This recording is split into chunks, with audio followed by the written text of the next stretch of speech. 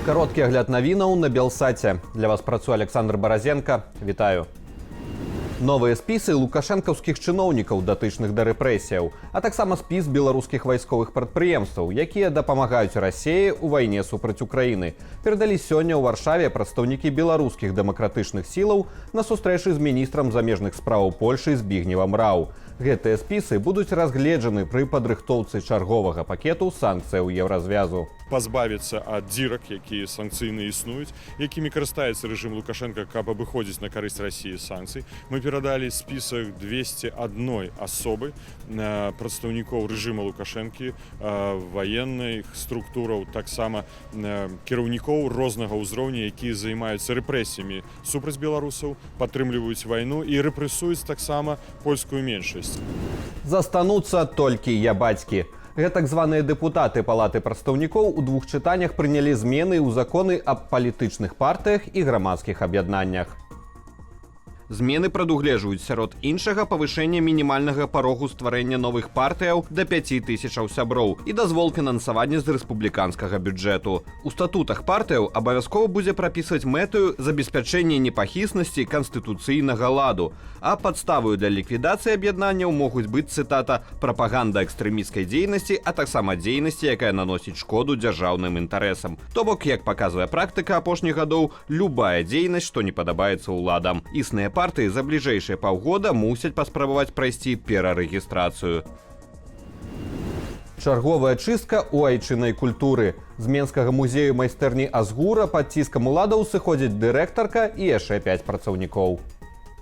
Агулам гэта 60% навуковага і творчага калектыву музею. Як паведамляе Рэформ BY, дырэктарка Аксана Багданова пакіне сваю пасаду 1 лютага. Яна кіравала музеем майстэрню вядомага скульптара 19 гадоў. У апошні месяц на музей сталі ціснуць чыноўнікі з Міністэрства культуры ды Менгарвыканкаму, якія лічылі, што некаторыя супрацоўнікі, цытата, дэструктыўна настроеныя.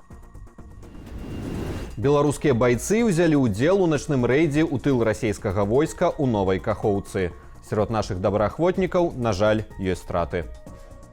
Уначы на 24 студзеня група спецыяльнага прызначэння галоўнага ўправлення выведкі Украіны, у складзе якой былі байцы нядаўна створанага беларускага добраахвотніцкага корпусу, пераправілася цераз Дняпро і высадзілася на супрацьлеглы бераг. Там вайскоўцы гранатамётнымі стрэламі знішчылі дом, у якім размяшаўся камандны пункт расійскага войска. Паведамляецца, што расейцы ў адказ прыцягнулі баявыя рэзервы, падраздзяленні сілаў спецыяльных аперацыяў, авіяцыю і бранятэхніку. Сцвярджаецца, што акупацыйныя войскі зазналі значныя страты асабовага складу і тэхнікі. Як паведаміў беларускі добраахвотніцкі корпус, падчас аперацыі беларускія добраахвотнікі таксама зазналі страты, але якія не ўдакладняецца. Адзін з камандзіраў корпусу з пазыўным Гена, які кіраваў баявою групаю, атрымаў цяжкое раненне і цяпер ляжыць у шпіталі. Танкам быць. Улады нямешаны пагадзіліся адправіць роту танкаў «Леапард-2» ва ўкраіну і дазволіць іншым краінам пастаўляць танкі. Пра гэта паведамляе выданне Der Spiegel са спасылкаю на ўласныя крыніцы.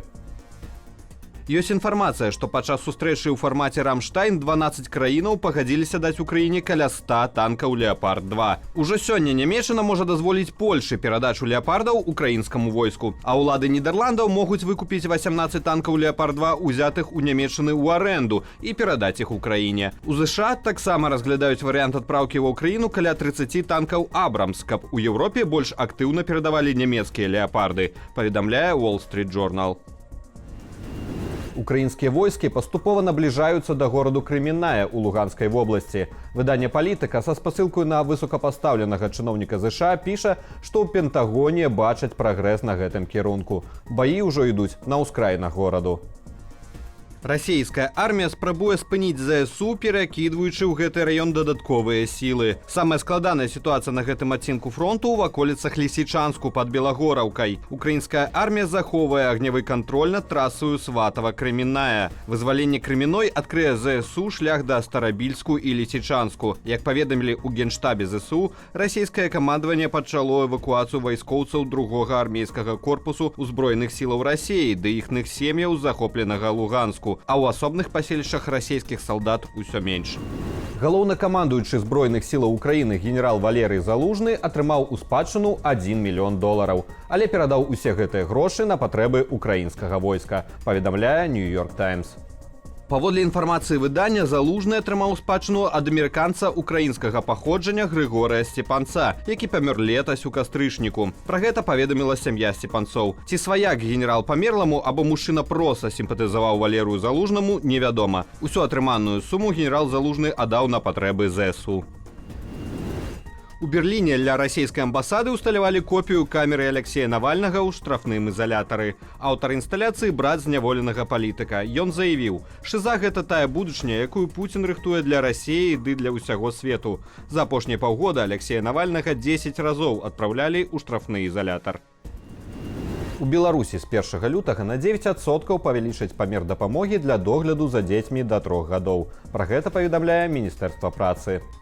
На першае дзіця дапамога складзе 606 рублёў без 1 капейкі. На другое і наступных 692,5 рублі. Дапамога для дагляду за дзіцём-інвалідам вырасце да 779 рублёў. Адразу дзве беларускія тэнісісткі ў паўфінале турніру вялікага шлема Australian Open.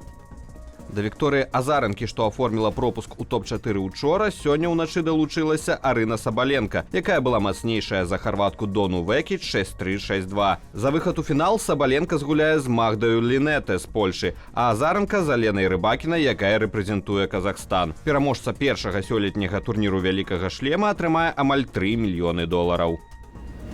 Падрабязней пра гэты і іншыя навіны дня ў вечаровым аб'ектыве і студыі Белсат. Я ж заахвочу вас ставіць лайкі, каментаваць і дзяліцца нашым выпускам. Усяго добрага, беражыце сябе і заставайцеся з Белсатам.